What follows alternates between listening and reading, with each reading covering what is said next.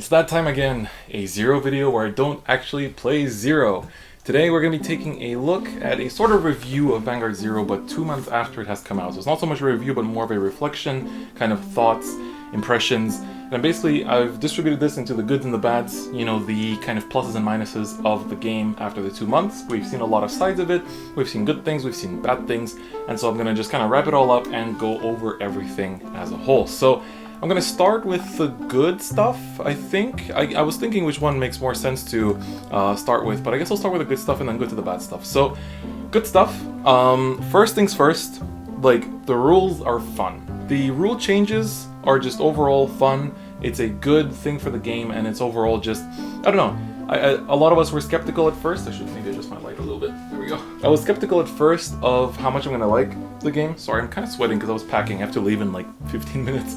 But I was basically quite, you know, not sure how much I'll enjoy the new rule set, but it's nice because with the new rules, it really does feel like it's a different game, but it's still Vanguard, it's still fun, and you get used to it really fast. You don't even think about the fact that it's different rules. And so I think it's, you know, pretty nice. The other thing that comes with that rule change is that it's really easy to play on the go and also to like semi-AFK. What I mean by this is that I basically, sometimes I'll be like, I don't know, I go to brush my teeth, I play out my turn, I go brush my teeth, my turn comes back, I like, you know, just keep the toothbrush in, I just do my turn quickly and then go back to brushing my teeth, and I can like do those kind of things, you know. Or on the go I can be like, you know, moving around, like in the tram or in the train or whatever, and then when I have to get off, like let's say, you know, I can just let my opponent play out their turn and then come back to it and just like play through my turn as well. And I think that is overall really, really nice. So I like that kind of semi-AFK. I can really do a lot of other stuff while playing Zero, and I can just really just put that game down while it's on my opponent's turn, and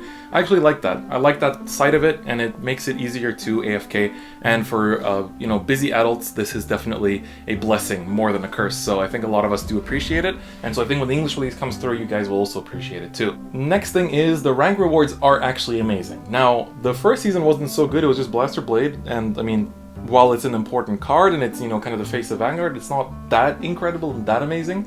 But then they gave us Overlord, then they gave us Amaterasu, like both are staples basically, especially Overlord, as of March it's gonna be. And then they gave us Perfect Riser and then Reindeer, and it just feels like every month they give us a good triple rare, and I hope they keep that up, and they give us these like alternate arts. You know, you have to play through Legend to earn them, and every 10 Legends you get one non-foil, and then you get an SP if you're like top 1000, you get 2 SPs if you're top 300, or 100, sorry, and things like that. So the game does reward you quite a lot with these good cards, and if you just grind and play ranked, you can really build a lot of decks because you basically get the most important triple rares by just playing ranked, and that's really, really good. Then the seasons in this game are 2 weeks long, and with each season we get VP rewards, and these VP rewards are insanely good. You get basically like 15 packs or so, you get 2 PGs every 2 weeks essentially, and then a bunch of other random miscellaneous stuff. But basically you get a lot of packs and basically 4 PGs per month. That is super good. That is insanely good for rewards, and you don't have to win games to get the VP rewards. Whether you lose or win, you get the same amount, so people just VP farm. They build a deck with Cray Elementals and a 3k or 4k Grade 0 Vanguard, and just skip every turn and just let their opponent bash face so they lose fast, and that way they get their VP by the end of the season and they get their packs and they can build decks. And so it's good because even when you pass the 1.2 million VP count, for every extra 100,000 you get, you still get an extra pack, and therefore that's really good for the game, I think, because the more you grind, the more packs you get, and that's good. That's a good economy for the game. And I think at first I wasn't too sure if I liked the 2 week seasons, but now I grew to like them simply because you get rewards fast. Like, you really get rewards fast. And that takes me to the next point, which is it's nice that they do these double or triple VP days. So it's like 4 days at the end of a season they basically do double VP. This month they did triple VP because February is shorter, so you can get even more, and it's crazy how fast you can get it now. So it's really worth the grind at the end of each season, so like towards the middle and the end of each month. So it's really, really worth it to grind at that point and play a lot of ranked and just like VP farm if you need to and things like that. So it's definitely good.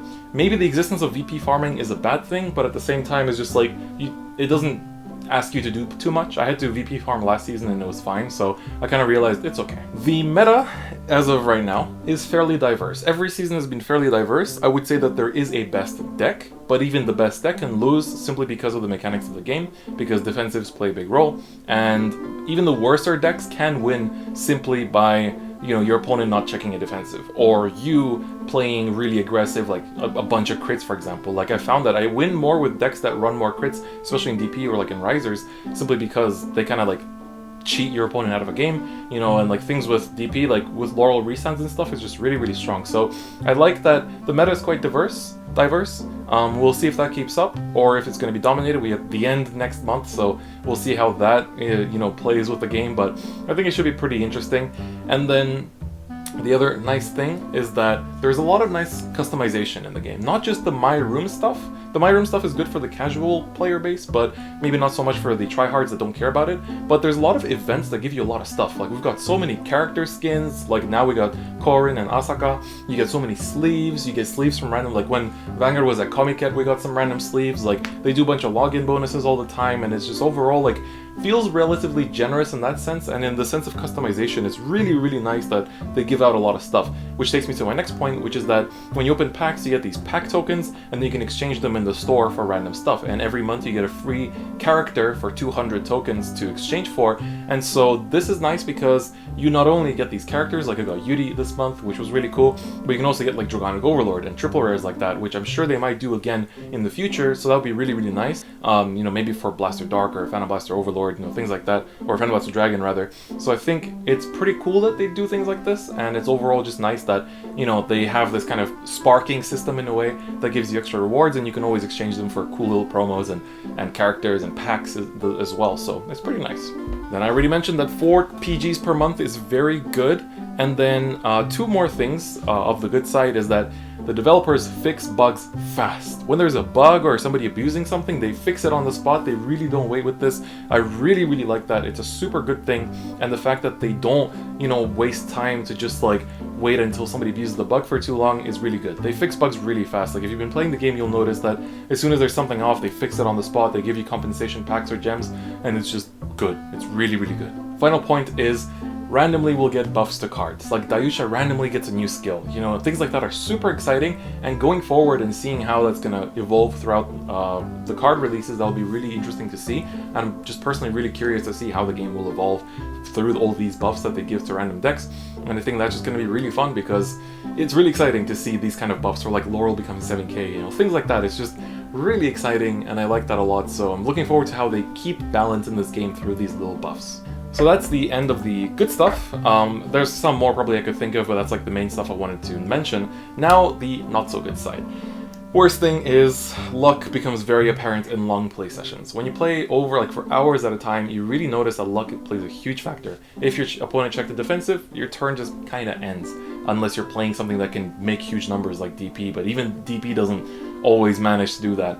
And so defensives and turns, you can trigger sack your opponent pretty easily. It's like the biggest problem is that sometimes you win games you shouldn't have won, and you lose games you should have won. So that's a big problem. That, like, sometimes I'll win simply because, oh, my opponent didn't draw a PG when I got a crit on my Enigman Storm. It's just like, sucks to suck, but I mean, you didn't draw a PG, but like, if they had a PG, I wouldn't have won that. And again, that's because of the way that the rules of the game are that happens. So I don't know. I don't know how they're going to address this, if it's going to get better over time, but the luck factor is pretty terrible. Maybe with power creep, it'll become less of a factor. That's how Vanguard went itself. As G kept on going, and, you know, as we kept power creeping, triggers slowly became less impactful, and that's a good thing, and I hope that does happen, actually. But we'll see. And then, by far the worst thing in my opinion, actually no, a lot of these things are by far the worst. Packs being merged sucks. Why can't you separate packs? This to me makes no sense. Why we have the same pool of cards for every single set, and then when a new set releases they do like a rate up for 1 month. That makes zero sense. Absolutely none. Why? Every other card game on the market does not do this. Every other card game on the market does separate pack releases. What are you planning to do with this? Like, at what point do they split? At what point does it become too much? When all clans have 1 round of support, but you already have the Q4 clans that have 2 rounds. It's like, what are you doing with this? I really don't get this. This doesn't make sense. This is just terrible. And like, if they keep on pushing more packs into the same pool, people will quit. Like, people will get tilted. It doesn't matter if the new stuff is on rate up. What if someone that just started now wants to get Bermudas? They can't. Like, they can, but it's such a low rarity and such low chance of them getting it that it's just like stupid. Absolutely retarded. Like, God, that's by far the worst thing. Then, this one's a smaller problem. why don't event fights go to VP? I don't know, I complain about this all the time. I feel like event fights, any fight in the game should go to VP. It's just like, why do they not? If you're gonna make it that we have to gain 1.2 million VP per season, then at least let us get VP from events. God. Then next one, crafting and drop rates. Oh, this is bad. This is bad. Like the fact that you have a limit on how much you can play a character fight on hard and very hard, and then there's a chance you won't even get the triple rare gems. It's stupid. Please either lift the limit on very hard and hard, or up the drop rates of all these things, and don't make them drop one at a time. Make it more. Like, there should be a chance to get from 1 to 5 at least, or from 1 to 10. Like, make it maybe less of a... If you're playing with chances, at least make it a higher chance that you get like 10 triple rare gems from a run, and then at least give us 1 or 2 100%. Like, if you want to have a good economy in your game, these rates don't make sense. Making 1 triple rare per month does not make sense. It makes people spend money. And yes, I know that you want money. It's normal that you want money. Like, this is normal for any company. But if you're too greedy, people will not want to give you money. Even if they have money to spend, they'll spend it somewhere else. So that needs to be thought about carefully. And God, that's terrible. The crafting system is really ass. Like, I don't get why we can't have just one crafting material. Why does every clan have to have its own? It's just like, makes no sense. Then, I already talked about packs. No casual play outside of Friend Fight makes no sense to me. Each other card game has the option to either go ranked ladder or play casual. You can play casual like randoms. It's like, what if you don't have friends that play the game, but you want to play against people, but you don't want to play ranked? You can't. You literally can't. All you can play is ranked and against friends, and you have to set up friend rooms for that. Like, I don't understand that either. Have you not been looking at other digital card games? Do you not realize that this is an option in every game? It just doesn't make sense. Absolutely nothing.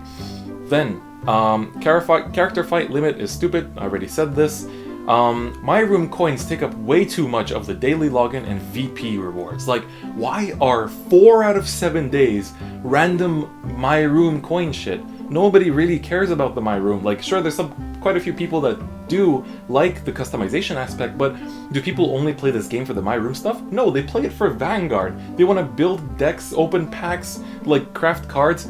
Give us more of that stuff, like the tickets or packs or gems or anything. Just why do we get so much of this my room stuff? Nobody really, it doesn't matter. Like, it doesn't, that needs to be rebalanced as well, like, according to me, you know. And then nerf compensation, I think it's pretty weird. Like, they nerfed Amber, everybody got 10 packs. What about the people that crafted Amber? Like, they can't just like get their materials back. They can't, you know, get the materials back so they can craft the end next month. Like, that seems weird. At least like give an extra compensation to the people that actually did get the cards. Let them disenchant them. And this takes me to my last point. Only being able to dust DPs, SPs sucks. Like, why are you only able to disenchant SPs? Let people disenchant normal cards too. It's just like, that doesn't make any sense to me at all. Like, because this would fix everything. If you could disenchant normal double rares, then you could also like, oh, your card gets nerfed, you can make it so that people get back the same amount of crafting material that it costs to make it, rather than the smaller one for disenchanting. There you go, everything's perfectly balanced. So, those are my main pluses and minuses of the game. It might sound like the minuses are louder, but I'm still really enjoying the game 2 months later. Like, yes, those bad parts are really bad, but the game is still fun, and I still enjoy it. I'm still going to keep playing it, and like, whenever I find a good deck and I just feel it, I really do enjoy the game, and that's important. Find your important deck. Find your deck that you have fun with, because if you play a deck that you don't have fun with just because it's good, you won't enjoy it. Like, Tsukiyomi wasn't really for me, but Blouse and DP, oh yes. Pale Moon too. But yeah, so it's important to find your deck, find your favorite thing, and that's kind of my message for the day. So that's gonna be it for me today. That's my impressions on 2 months of Zero. Let me know what you guys think if you've been playing the game as well. And I mean, the English release should be soon, so that'll be pretty exciting as well. So on that note, that's gonna be it for me today, and I'll see you guys next time. Bye bye.